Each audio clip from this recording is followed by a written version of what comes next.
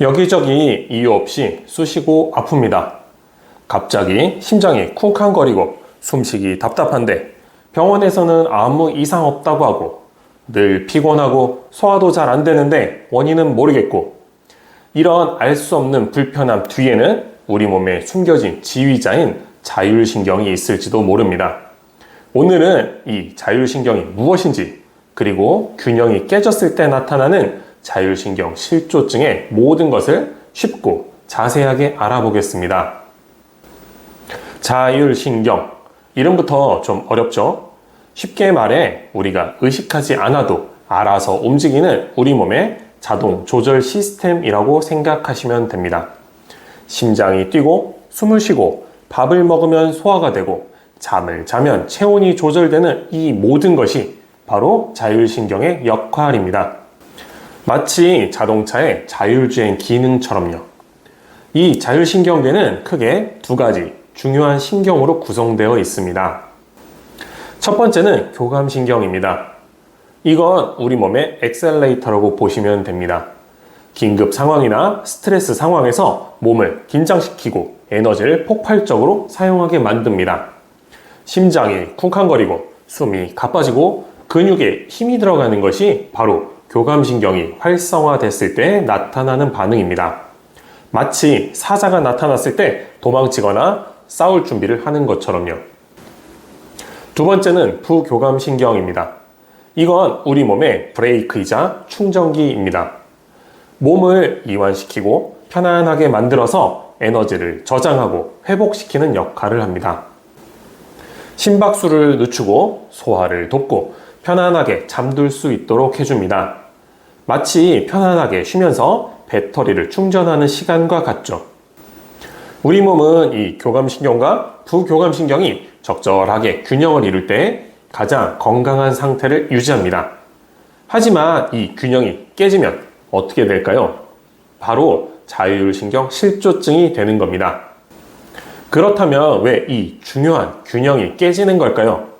자율신경 실조증은 한 가지 원인 때문이라기보다는 여러 가지 요인이 복합적으로 작용해서 발생합니다. 가장 큰 원인은 바로 스트레스와 생활 습관입니다. 과도한 업무, 인간관계 갈등, 수면 부족, 불규칙한 식사, 과로 등이 모두 자율신경계를 지치게 합니다. 요즘 스마트폰 많이들 보시죠? 거북목처럼 잘못된 자세도 목 주변 신경을 압박해서 자율신경에 영향을 줄 수 있습니다. 다음으로는 기저질환입니다. 당뇨병, 갑상선 질환, 자가면역 질환 등 다른 질병이 자율신경 기능에 영향을 미치기도 합니다. 그리고 호르몬 변화, 특히 여성의 임신이나 왕경 같은 경우, 또 유전적 요인, 특정 약물의 부작용, 영양 불균형 등 기타 요인들도 자율신경 실조증을 유발할 수 있습니다. 이렇게 다양한 원인들이 복합적으로 작용하기 때문에 자율신경 실조증은 현대인의 질병이라고도 불리웁니다. 자율신경 실조증은 우리 몸에 경고 신호를 아주 다양하게 보냅니다. 심지어 아무 이상 없다는 말을 듣는 경우가 많아서 더 답답하죠. 가장 흔한 증상들을 계통별로 살펴볼까요? 정신적, 심리적 증상으로 늘 피곤하고 무기력하며 불안하거나 우울한 기분이 들고 잠을 잘 못 자는 경우도 많습니다. 심하면 공황장애로 이어지기도 합니다. 소화기계 증상으로는 속이 쓰리거나 더부룩하고 배가 아프고 변비나 설사가 반복되는 등 위장 문제가 자주 나타납니다. 마치 위가 제 기능을 잃어버린 것처럼 느껴지죠. 순환기계 증상으로 심장이 갑자기 두근거리거나 가슴이 답답하고 앉았다 일어날 때 어지러워서 쓰러질 것 같은 기립성 저혈압도 흔합니다. 신경계 및 근골격계 증상으로는 원인 모를 두통이나 손발 저림, 근육통, 이명과 같은 증상도 나타날 수 있습니다. 기타 증상으로 손발이 유난히 차갑거나 반대로 땀이 너무 많이 나거나 눈물이나 침이 잘 안 나오는 등 다양한 불편함이 동반됩니다. 이렇게 증상이 워낙 다양하고 다른 질환과 겹치기도 해서 정확한 진단이 어려울 때가 많습니다. 하지만 자율신경계 기능 검사 등을 통해 이상 여부를 확인할 수 있으니 의심이 된다면 꼭 전문가와 상담해 보세요. 자율신경 실조증은 단순히 약만 먹는다고 해결되는 문제가 아닙니다. 근본적인 균형을 되찾기 위한 통합적인 노력이 필요합니다. 치료는 크게 3단계로 나눠볼 수 있습니다. 첫 번째, 정확한 진단. 먼저 내 증상이 정말 자율신경 실조증인지 아니면 다른 질환 때문인지 정확히 아는 것이 중요합니다. 두 번째, 증상 조절. 너무 심한 증상, 예를 들어 극심한 어지럼증, 소화불량 등은 약물이나 주사치료 등을 통해 일시적으로 완화시킬 수 있습니다. 하지만 이건 급한 불끄기 정도라고 생각하시면 됩니다. 핵심적인 세 번째, 생활습관 개선. 가장 중요하고 근본적인 치료는 바로 생활습관 개선입니다. 첫 번째, 스트레스 관리입니다. 스트레스는 자율신경 실조증의 주범입니다. 명상, 심호흡, 취미활동, 충분한 휴식을 통해 스트레스를 해소하는 나만의 방법을 찾아야 합니다. 두 번째, 규칙적인 수면입니다. 잠은 우리 몸의 배터리를 충전하는 시간입니다. 규칙적인 시간에 잠들고 일어나는 습관을 들이고 숙면을 위한 환경을 조성해 주세요. 세 번째, 균형 잡힌 식단입니다. 가공식품, 카페인, 과도한 당분은 자율신경을 자극할 수 있습니다. 신선한 채소와 과일, 통곡물 위주의 건강한 식사를 하시고 비타민 B군, 마그네슘, 오메가3 등 신경계에 좋은 영양소를 챙겨 드세요. 장 건강도 자율신경과 밀접하니 유산균 섭취도 좋습니다. 네 번째, 적절한 운동입니다.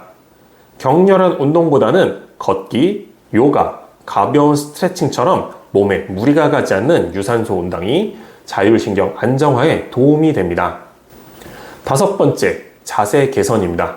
스마트폰 사용 시 자세를 바르게 하고 목 주변 근육을 풀어주는 스트레칭이나 마사지도 도움이 됩니다. 자율신경 실조증은 만성적인 경과를 보이는 경우가 많아서 꾸준한 노력이 중요합니다. 좋아졌다가 다시 나빠지는 것처럼 느껴질 때도 있지만 이건 회복 과정의 일부이니 좌절하지 마시고 꾸준히 관리해 주세요. 하지만 스스로 회복하기에는 이미 너무 멀리 오신 분들도 있을 수 있습니다. 나를 둘러싼 환경이 녹록지 않아서 혼자 힘만으로 어려울 수도 있습니다. 실제로 저희 병원 진료에서 보면 6개월 넘게 병원을 전전하다가 원인도 찾지 못하신 분들, 혹은 불면, 공황장애, 소화불량으로 일상이 무너지신 분들을 많이 볼 수 있습니다. 저희 병원에서는 자율신경 검사를 통한 자율신경의 객관적인 지표와 진맥을 통한 내 체질을 올바르게 판단하고 치료 방향을 잡고 있습니다. 혹시 여러분도 나는 얼마나 무너졌는지, 이게 정말 회복이 가능한지 정확한 진단과 치료가 필요하다고 느껴지신다면 고정 댓글의 링크를 통해서 진료와 상담을 신청해 주세요. 자율신경 실조증의 가장 기본적인 치료 방법은 약물 치료입니다. 스트레스로 인해 몸이 쉬지 못하고 긴장 상태를 유지하기 때문에 과항진된 교감신경을 진정시켜 주는 것이 중요합니다. 추가로 오래되면서 면역도 떨어지고 무기력도 동반됩니다. 한 연구에서 우황청심원 복용으로 교감, 부교감 신경의 비율이 100에서 83으로 감소시켰습니다. 반대로 복용을 안 한 대조군은 100에서 107로 상승했는데요. 이는 우황청심원이 교감신경을 진정시킬 수 있다는 것을 보여줍니다. 또 다른 연구에서는 일부러 잠을 못 자게 하고 공진단을 복용하게 했더니 피로도가 0.32점 감소하는 것을 보였습니다. 반대로 공진단을 복용하지 않은 대조군에서는 피로도가 무려 1.23점이나 더 상승한 것을 볼 수 있었습니다. 이미 면역과 기력을 높여주는 것으로 많이 알려진 공진단이 피로회복과 부교감신경의 과항진에도 도움이 된다는 것을 확인할 수 있었습니다. 자율신경 실조증 환자들을 보다 보면 이미 교감, 부교감신경의 문제가 혼재되어 오시는 경우를 많이 봅니다. 그래서 교감신경을 진정시켜주는 우황청심원과 부교감신경 항진을 완화시켜주는 공진단의 효과를 모두 볼 수 있는 청명단을 개발하게 되었습니다. 오래된 자율신경 실조증으로 불면, 불안감, 두통, 어지럼 등의 증상으로 고생하고 있는 분들에게 청명단을 추천드립니다. 증상이 심하거나 좀 더 빠른 효과를 위해 약물 치료 외에 시술을 병행하기도 합니다. 자율신경은 뇌간에서 시작하여 척추를 따라 내려와 우리 몸의 오장육부에 관여하고 있습니다. 한의학적으로 배수혈이라고 하여 척추 양쪽을 따라 각각의 오장육부와 배속되어 있는 혈자리가 있습니다. 예를 들어 위장의 위수 혈자리, 대장의 대장수 혈자리 등이 있습니다. 자율신경이 지나는 혈자리에 기의 순환을 원활하게 하고 기력을 올려줄 수 있는 산삼의 기운을 더해줍니다. 산삼을 증류한 약침을 사용하여 자율신경 라인에 따라 있는 배수혈에 주입하는 방법이 스네피 약침술입니다. 자율신경이 뇌에서 나와 처음 지나는 관문인 천주혈이나 풍지혈에 시술을 하거나 부교감신경이 나오는 상류혈, 차류혈, 중류혈에 시술할 수 있습니다. 그 외에 심장, 위장, 대장 등 뇌 증상과 상태에 따라 배수혈에 시술하여 나에게 맞는 맞춤 처치가 가능합니다. 자율신경 실조증은 그 외에도 다양한 증상들을 가지고 있습니다. 또한 다양한 단계를 가지고 있기도 합니다. 각자가 가진 체질에 따라 스트레스 정도에 따라 나타나는 증상이 다르다 보니 치료 또한 그에 맞춰 변형이 필요합니다. 역류성 식도염이나 명치가 답답하고 배가 더부룩한 담적병이 있다면 담적환이 좋습니다. 소화가 잘 안 되기도 하지만 배가 은근히 아프고 설사도 자주 한다면 속편환이 좋습니다. 반대로 변비가 심하고 배에 가스만 차고 대변이 나오지 않아 독소가 쌓이는 것 같다면 디톡환이 준비되어 있습니다. 소변도 잘 보는데 이상하게 몸이 자꾸 붓고 관절이 뻣뻣하고 팔다리가 천근만근처럼 느껴진다면 슬림환이 있습니다.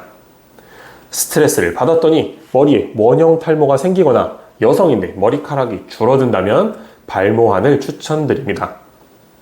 뺨이 얼얼하고 굳는 느낌이 들고 몸에 여기저기 저림 증상이 있다면 뉴론환이 좋습니다. 수면제는 아니지만 잠을 잘 못 자고 있다면 교태환이 도움을 드릴 수 있습니다. 혈액순환이 떨어지고 관절이 아프고 몸에 염증이 자주 생긴다면 인동환이 도움이 됩니다. 자율신경 실조증 진단을 받아도 모두에게 똑같이 나타나진 않습니다. 각자가 가지고 있는 상황이 다르고 내 몸의 체질이 다르고 원인이 되는 스트레스 또한 다르기 때문입니다. 자율신경 실조증의 기본적인 치료뿐만 아니라 나에게 맞는 증상 처치와 처방까지 세세한 치료가 필요합니다. 자율신경 실조증을 처음 겪으시면 다양한 증상과 검사상에 이상이 없다는 말에 방향성을 못 잡고 불안해하시는 경우가 많습니다. 하지만 정확한 진단과 처방을 통해 좋아질 수 있습니다. 하루하루 생활습관을 개선하고 적극적으로 치료하신다면 자율신경의 균형을 회복하여 일상생활로 돌아갈 수 있습니다. 지금 내 몸의 신호에 귀를 기울여 보세요. 자율신경 실조증 치료에 더 궁금한 사항이 있으시다면 아래 고정 댓글을 참고해 주세요. 지금부터 치료하시면 됩니다.